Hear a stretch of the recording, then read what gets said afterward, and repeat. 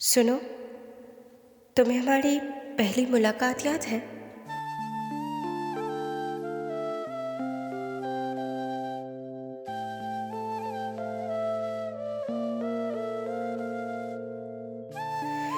वैसे वो मुलाकात कुछ खास नहीं था।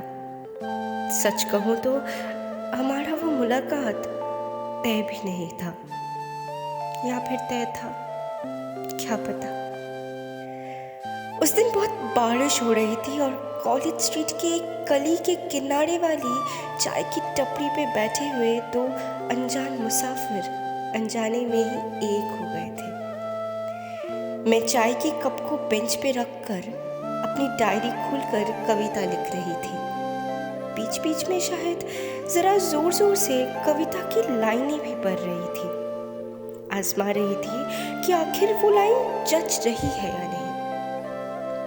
तुम आराम से चाय की कप हाथ में लेकर अपने कड़क मसाले वाली चाय की चुस्की का लुत्फ उठा रहे थे। शायद मेरी कविता की बोली तुम्हें अपनी दुनिया में खो जाने से रोक रहा था। तुम मेरी तरफ मुड़े और पूछे, आप कौन सी कविता पढ़ रही है? मैं बोली, जी कविता पढ़ नहीं रही हूँ, लिख रही हूँ। तुमने कहा, आप कविता लिखती हैं? मैंने कहा, हाँ, क्यों? आप भी कविता लिखते हैं क्या? तुमने कहा, जी बिल्कुल नहीं, मैं कविता सिर्फ पढ़ता हूँ। और उस दिन से ही बढ़ चली थी हमारी सफ़र, कविताओं का सफ़र, कविताएं लिखने और सुनाने की सफ़र, और कविताएं सुनने और समझने की सफ़र। और उसके साथ ही साथ बढ़ चली थी हमारी सुबह की अदरक वाली चाय की सफ़र, बढ़ चली थी मैं और तुमसे हम बनने की सफ़र। तुमसे मिलकर ही मैं वाकिफ़ हुई थी अमृता प्रीतम के लफ्ज़ों से। तुमने ही मुझे सिखाया था कि नज़्म समझने के लिए अल्फाज की नहीं, दिल की ज़रूरत ज़्यादा होती है। ऐसे ही चल रही थी हमारी कविताएं सुनने और सुनाने की कहानी, हमारी बातें बांटने की और हसीन पलों को चाय के सुकून से सिलने की कहानी। लेकिन वो कहते हैं ना, सबसे अच्छी और प्यारी चीज़ हमारे पास ज़्यादा देर तक रहती नहीं। शायद वही हुआ।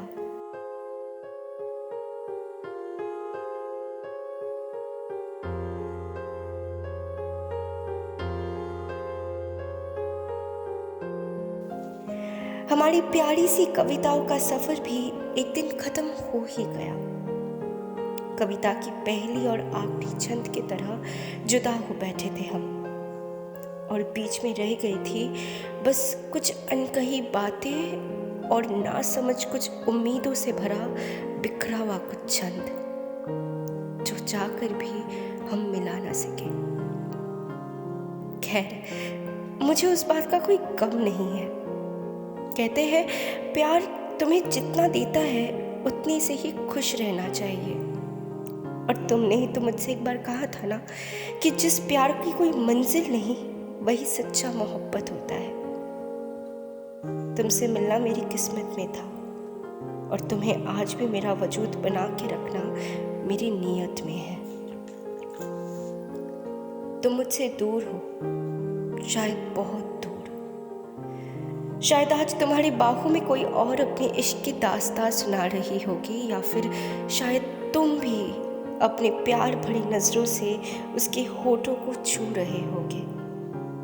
शायद लैपटॉप स्क्रीन और डेडलाइंस के बीच में फंसकर तुम कविताओं की किताबों की तबाही मचा रहे होगे, या फिर तुम मुझे भुलाकर अपनी दुनिया में अकेले ही पहले की तरह मगन बैठे होगे। पता नहीं, मुझे कुछ पता नहीं, पर मुझे इतना पता है कि आज भी जब जब मैं कविता लिखती हूँ, तुम्हारी आंखों में वो चमक देखने के लिए, तुम्हें मेरी कविताएं सुनाने के लिए मैं आज भी तरसती हूँ।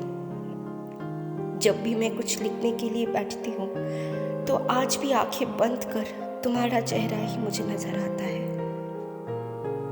पता है, इतने साल से मैं खुद को बदलने की बहुत कोशिश की, खुद को संभालने की बहुत कोशिश की, लेकिन कुछ नहीं हुआ। तुम मेरे दिल से बाहर कभी गए ही नहीं।